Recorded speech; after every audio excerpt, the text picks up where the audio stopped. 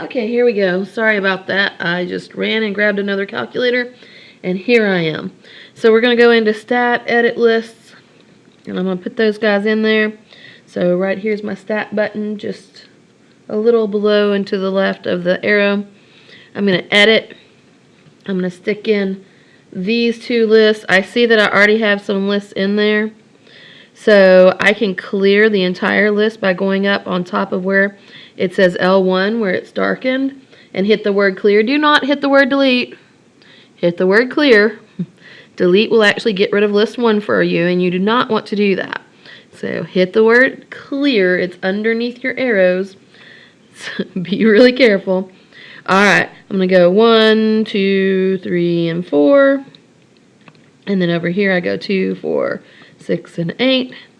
And if you remember the other day, we talked about scatter plots. So I need to go into my y equals. There's stuff in there. I think this is probably from you guys, actually.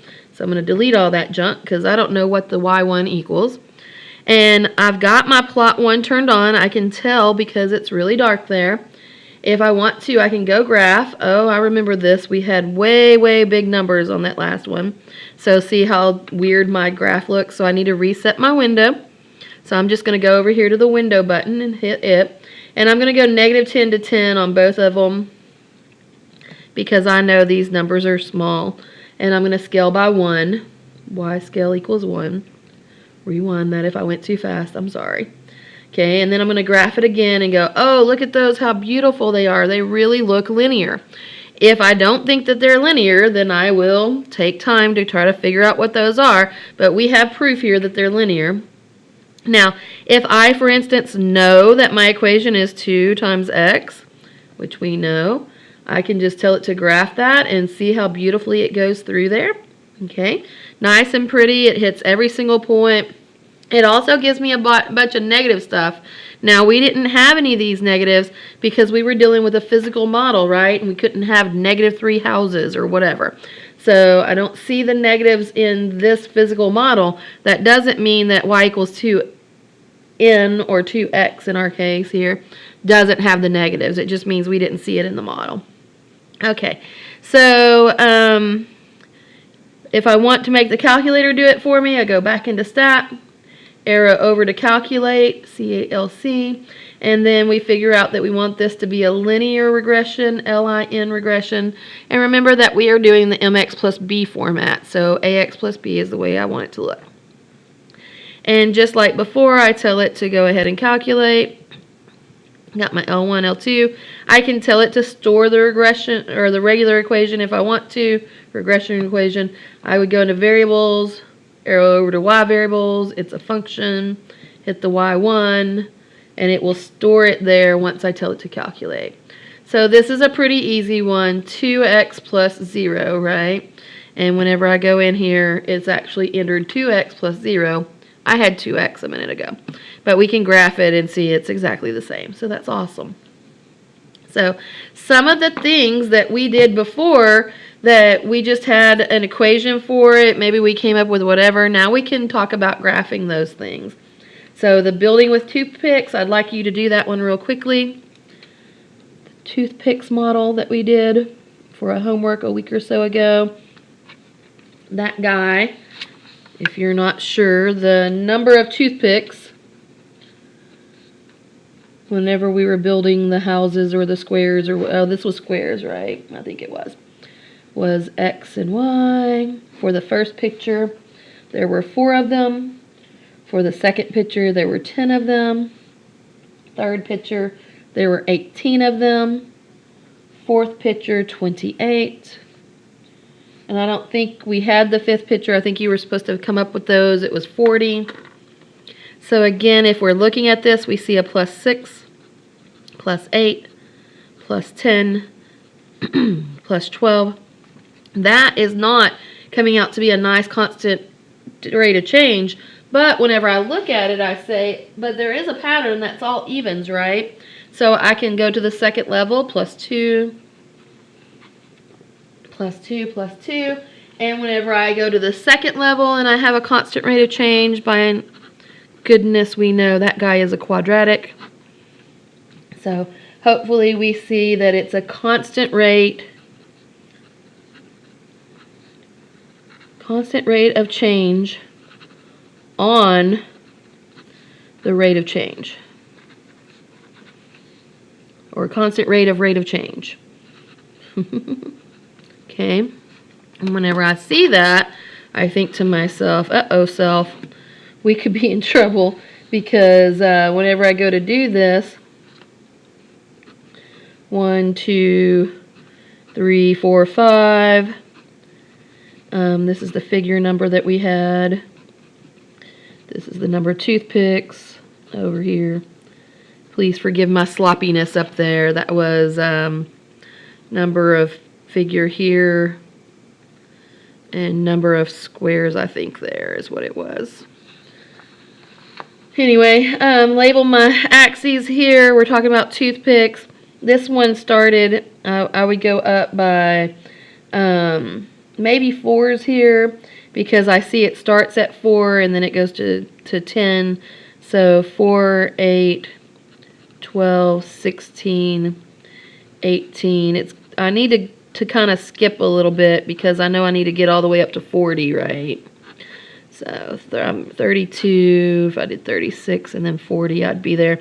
So it's a little bit taller than what I had. If you have graphing paper, feel free to use it.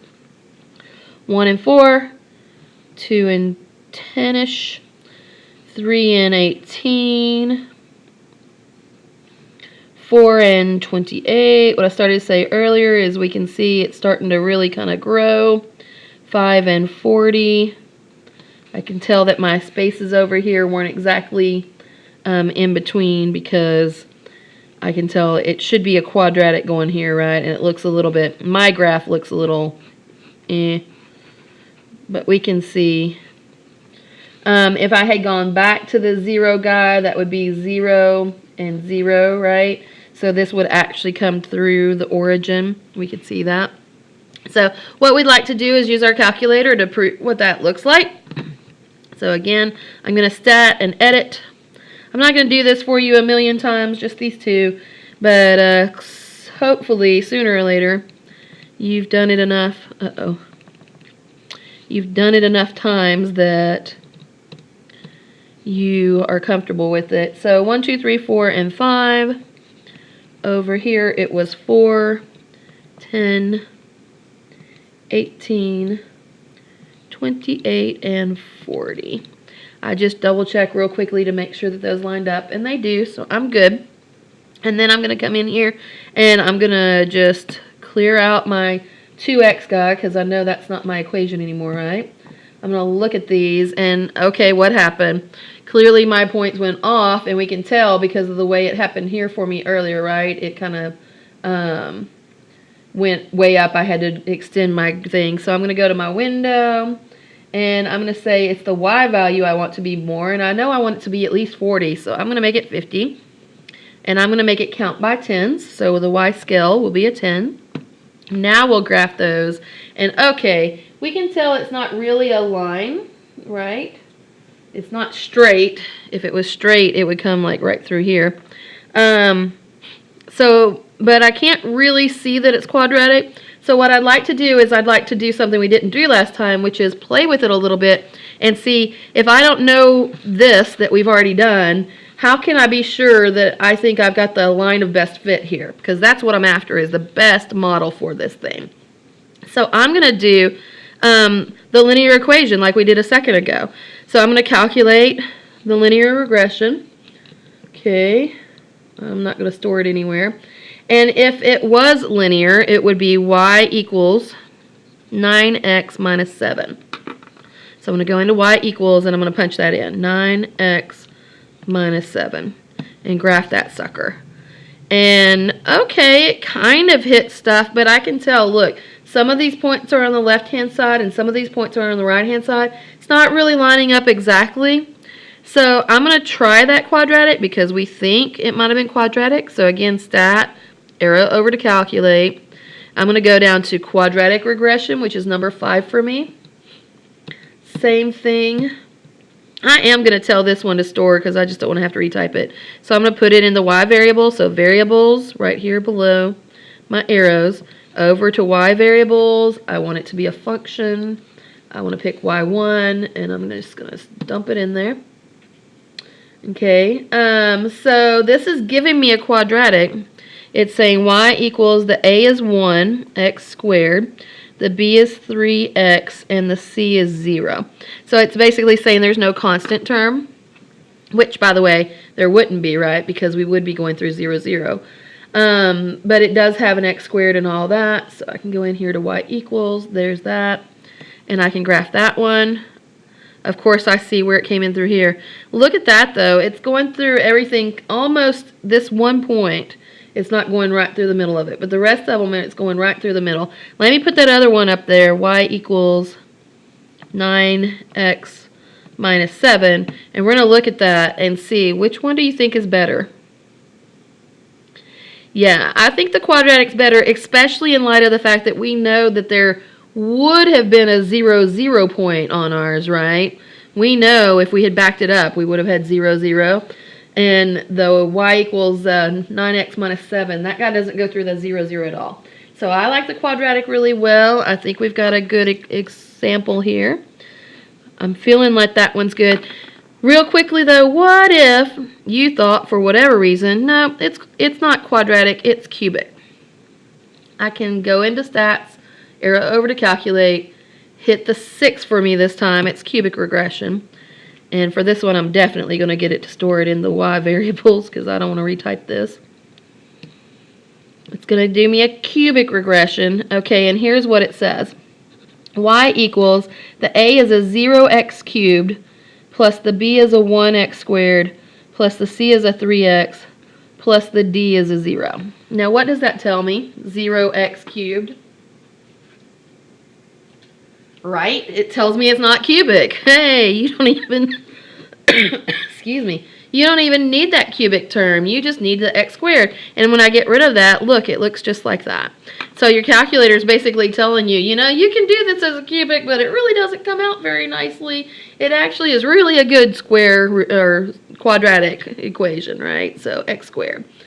So that kind of just ties in with some stuff we've already done, some of the problems we've already done, using the calculator we've already done, letting you see how that works. We're going to do one more quick example, not using the calculator. I feel like we've done plenty of that.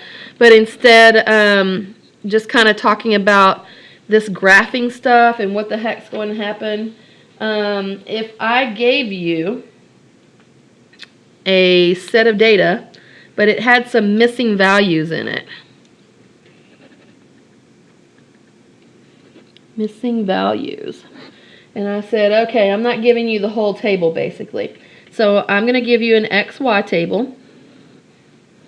And I'm going to give you a 2, 3, 4, 5 over here. 6, 7, and 8. Excuse me. But I'm going to skip the 2 guy and I'm going to skip the 3 guy. I'm not going to tell you what their Y values are. But I know for the fourth, whatever this is, for the fourth term, his Y value is 16. This one's Y value is 20. This one's Y value is 24. I don't know this term. We'll have to figure him out also. What was his Y value? But I know on the 8th guy, his Y term was a 32. I don't know why this would be like this. Maybe somebody didn't write down all the data whenever they were taking the measurements, or maybe, I don't know, it rained on the paper and I can't see that because it got smudged out or whatever. So the first thing that I want you to do is to predict the missing values. So, number 1. What are the missing values? Hopefully, you've already started playing with that because you should be able to see a pattern, I think. So, again, this is tying in with stuff we've done before, but taking it a step farther and going into the graphing stuff. So, I see a +4 going on here and here. I hope you see the +4 also. I also see that if I had done a +4 here, that would give me a 28. And then another +4 would give me a 32. So that actually fills in the pattern very nicely for me there, which is awesome. So I do think that it's a +4 pattern. So what can I do with that? Yep, I can back it up and say, okay, well, if it's a +4 pattern, then 16 minus 4 would have been 12, right? And what's the term before that? The y value. Yep, 12 minus 4 is the 8, right? Okay, so we can find all of those things, and then a lot of times we're going to say, describe how you did that. Okay, how do you know what those were? And then the second thing we want you to do here is graph the data. Graph the data. Okay, and a lot of times we'll give you a coordinate system or something like that for you to use. But how am I going to graph this data? Right, just the same way that we did the last one. So we know that we can come down here and we can go 1, 2, 3, 4, 5, 6, 7, 8, or 2, 4, 6, 8. Oh, how about if I count by 4s? 4, 8, 12, and so on. So here would be my x's and here would be my y's. But again, at some point, I don't want to do all this stuff by hand, right? Because it just gets kind of messy. So you might want to plot that on a calculator. It might be good. So that might help you narrow things down. The nice thing is that I can see on the 2 it's a 8, and on the 3 it's a 12, and on the 4 it's a 16, and on the 5 it's a 20. I know that I had that constant rate of change, and I can see pretty much by looking at my stuff that this looks like a nice linear pattern. So hopefully we can see it goes through really nicely.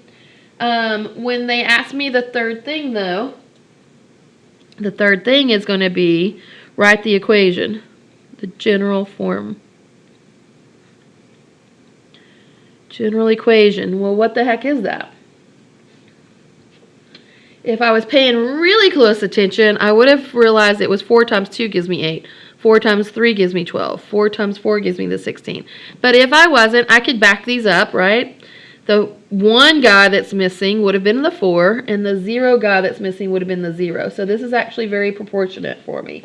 So this actually would go through 0, 0 if I graphed it. And if you had used your calculator, it would actually give you this line that goes right through there. So we know we've got a +0, so I just need to know what my slope is. There it is, right? Y equals 4x. So we can come in and do a lot of the stuff that we've already done. And then it says, okay, what in the world would you do with your rule whenever you knew that x equals -1? Okay. Now, in the real world solution where I'm, whatever this was, maybe it was squares or boxes or houses or whatever, I'm not going to have the -1 house case, right? So I'm not going to see this in the real world situation. But once I've got that general equation, it's really easy. Of course, all I'm going to do is plug in, right? 4 times -1, -4. So if we had have had a point right here, it would have been -1, -4. And we could see it right there on our graph. So fun stuff happening there. Yeah, so I'm running out of time again. I just want to show you what your homework for this section is going to be, and I want you to actually take some time to think about it. So we're going to do one of them together, and then you're just going to have to play with what, and the idea here being that this is a conceptual idea of what's going on in these graphs. So you're going to have to really think about conceptually what the heck's happening. So here we go. If you can't read it, I'll read it for you. In a walking experiment, Josephine walked a total distance of 40 feet. At the halfway point, she had walked for 25 seconds. Okay, so I'm going to rewrite the important stuff here. Okay, Josephine walked 40 feet. Oops. At the halfway mark, it was 25 seconds. Okay. She stopped for 5 seconds and tied her shoe. Stopped for 5 seconds. Okay. And then she continued walking for 25 more seconds. Okay, and what they want us to do is sketch a graph that shows Josephine's distance from the starting point over time. So sketch a graph. Now, when we say sketch, you can think about the way Dr. Webster sketches her graphs. And they can be pretty generic. They don't have to be exacting graphs. So we just have to get the main points in. So what are the main points in here? We're doing distance versus time, right? I apologize, guys. It's allergy season and it's bugging me. So distance versus time. Which one goes on the bottom? Time, right? And distance goes up the side. All right. So I know that she's going to walk for 25 seconds and then skip for 5 seconds. It's still, so I think I'll go by the 5 seconds here.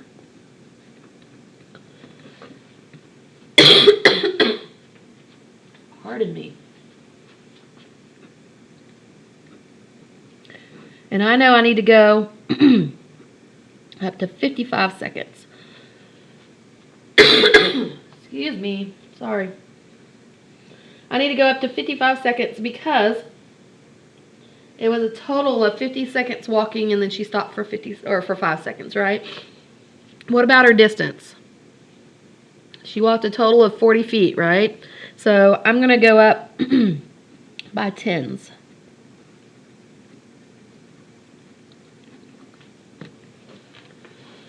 I may have to stop you guys and come back.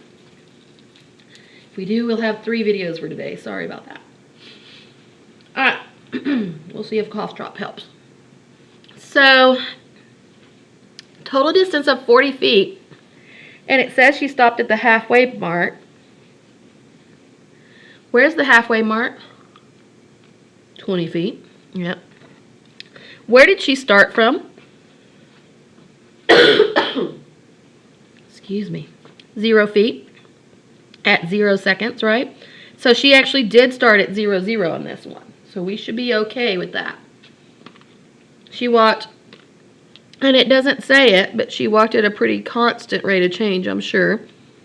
Pretty constant speed for 25 seconds. And in that 25 seconds, she went 20 feet. So somewhere, maybe right up in there. All right. There's her first line. What's it going to look like while she stops to tie her shoe? She's standing still, right, for 5 seconds. So time keeps going, but she is not moving. So it's going to be flat in there, right? All right, and then what? 25 more seconds, all the way out to here, and she gets to her final distance, which was 40 feet. Boom. Something like that. Now the important stuff here is that hopefully this slope is about the same as that slope. Because what did we do? We went 20 feet every 25 seconds, right? And even though we started here at 30 seconds, we went until 55, right? So that was also 25 seconds. So 20 feet over 25 seconds. What was that one? 0 feet over 5 seconds, right? Okay, so that would be the basic sketch of her graph for what she's doing. Okay, so that's the problem that says, take this story, okay, again, those verbal descriptions of what the heck's going on, take this story and make a graph out of it. So there are 3 problems like that on your homework. We just did one of them, so hopefully you're taking notes. Maybe you can go ahead and print that guy out so that you can have him while you're working on this. And then the other ones look like this. Graphs to stories. Okay. And the graph looks something. You'll get it on your, if you already have it printed out, great. Time in seconds. 5, 10, 15, and 20. And then there's 2 different graphs going on here. Up here is going by the tens, it looks like.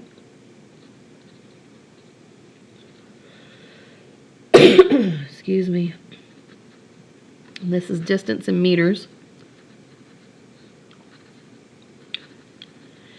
Okay, and it looks like it goes all the way up to 100. If you have it, then just take a look at what's in your hand. If not, go to D2L and pull it down. And then you can see it. So here's what it says. John and his father participated in a 100-meter race. John started the race 3 seconds after his father began to run. Okay, that means he gave his dad a 3-second lead, right? Okay. The graph provides information about how far John and his father ran over time. Write a story about who won the race. Be descriptive about how the race was run. If the two lines describing how each person ran were parallel,